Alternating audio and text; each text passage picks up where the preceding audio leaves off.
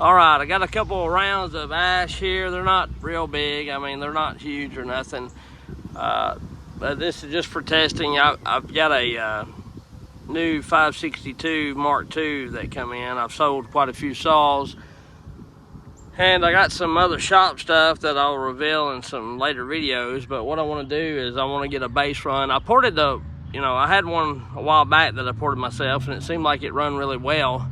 And I was cutting in hickory against the 572s, and it seemed to do okay. So what I'm getting at is I want to do that again and do it a little better, slow down a little bit, because I rushed through that thing and everything, and I want to do it a little better and see the mods that I get. And I've got these other rounds. They're all pretty much the same size, but what I've got is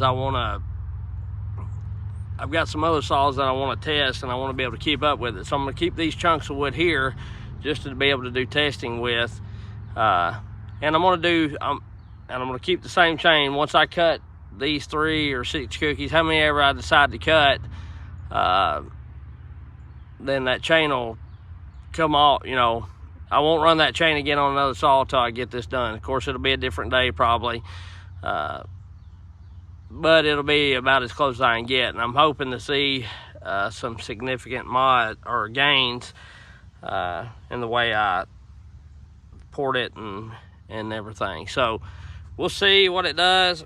I've got a Mark I piston ordered. I'm going to be running a Mark I piston and all that kind of stuff. So the last one, I cut the dish out of it and then cut the squish a little bit, but this time I'll just cut it all out of the squish band, and we're going to see how that thing runs. I'll probably run relatively close to the same numbers. I think I had to exhaust it like 101.5, 102 or something like that, just cutting that lip out. And that's what I'll do again. And I'll run the intake at 80 and probably raise the transfers just like I raised them in the past. But the only difference is going to be the Mark I piston, give it a little more bump. And I was going to lower the exhaust roof some, but since I'm running that piston, then I may not, because it'll have a little more compression, probably smaller combustion chamber and all that. But anyway, we'll see what it does, and here we go. And then I'll run the 372, stock 372, and I may end up doing a little work on that myself just to see, or I may send it to Aaron. I don't know yet. I want to send it to Aaron, but I want to try to get to where I can do my own saws. So I got a mini lathe and stuff, and I'm going to try it and just play around with it. Probably not going to go into the porting business, but it'd be nice just to be able to do a saw or two of my own. So, and then later on, if I want to do other saws, I can. But I'm not going into business. I still like cutting wood too much and felling trees. So, just pretty much doing all this for days that it's pretty crappy, cold, rainy, too wet to do anything outside. I can go down there and do that kind of stuff. So anyway, here we go.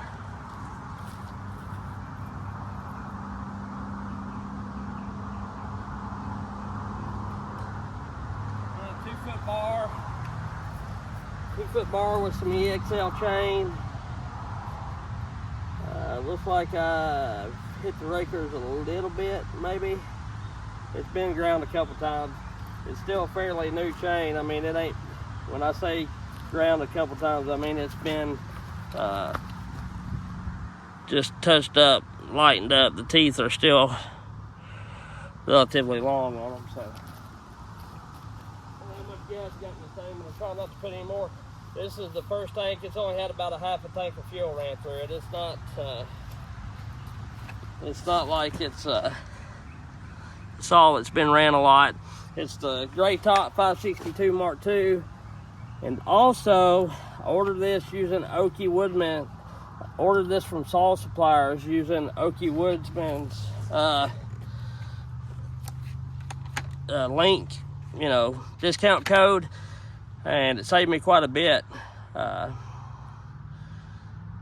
Of course, they had taxes, shipping, all that kind of stuff, but with his savings, pretty much I give face value for what they're asking for the saw. It knocked off the taxes, the shipping, and maybe a little more. So anyway, I think the saw was like $750, and then add all that. Now I think they're asking $850. So it wasn't a bad deal. Cheapest I found, really. Cheapest I found, and it come with I just got an 18-inch bar and chain. And I'm going to use that for just testing and cookie cutting and playing and stuff like that. But I'm running a 2-footer on it because I did go cut about a rick of firewood with this thing on half a tank, or it may have a little less, a little more, but pretty good.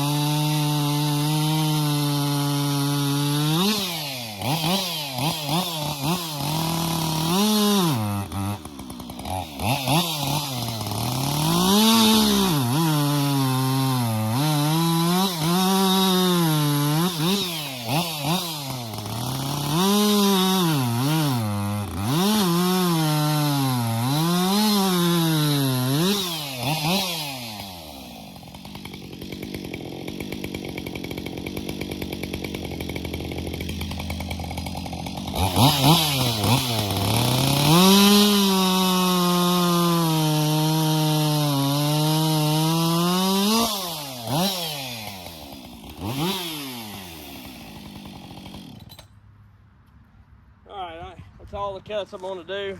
It's not too bad, honestly. Stock, I mean, it does all right.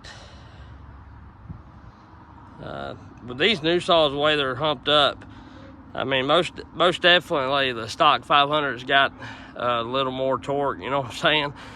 But when you're cutting stuff like this, firewood size, and even 20-inch to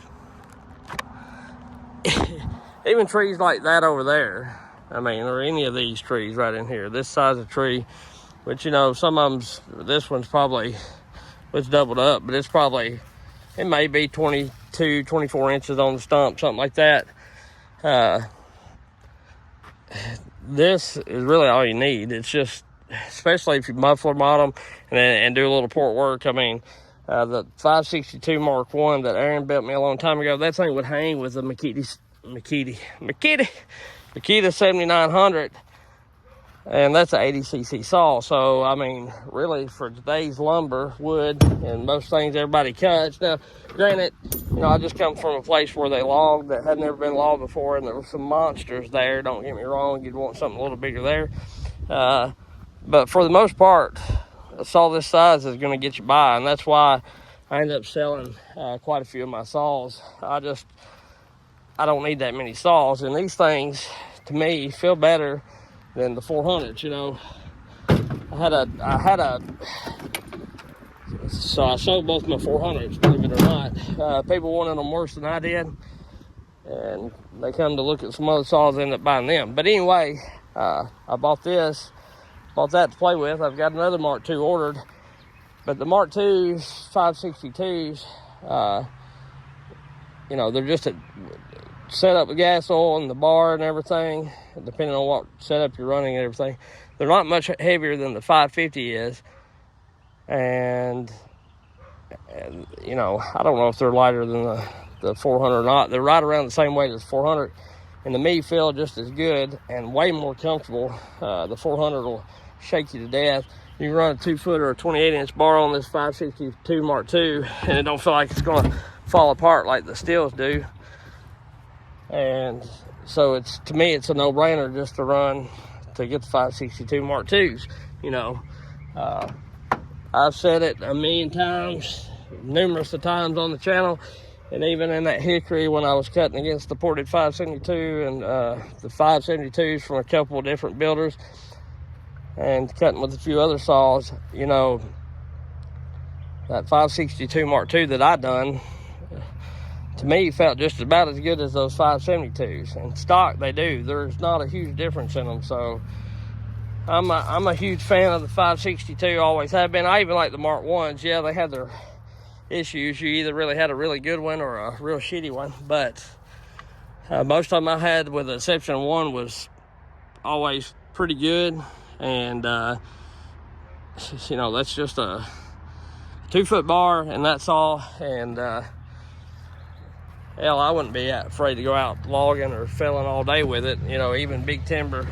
Granted, it might be, sorry, I could flip you around. Granted, I don't know how to do that while I'm recording. But anyway, granted, it might be, take me a little longer to get some trees down on the ground versus packing a 661, 592, or, you know, 500, or something like that. But look at the weight saving. So anyway, we'll catch y'all later. I'll be making some videos and updating you on some things that's been going on and things I've sold, and just about everything I had for sale on that video is gone. And I got some things in to try to grow my channel and grow what I do as far as saws and tree work and things like that. Still want a dump trailer though. So anyway, we'll catch y'all later. Appreciate you. Have a good one.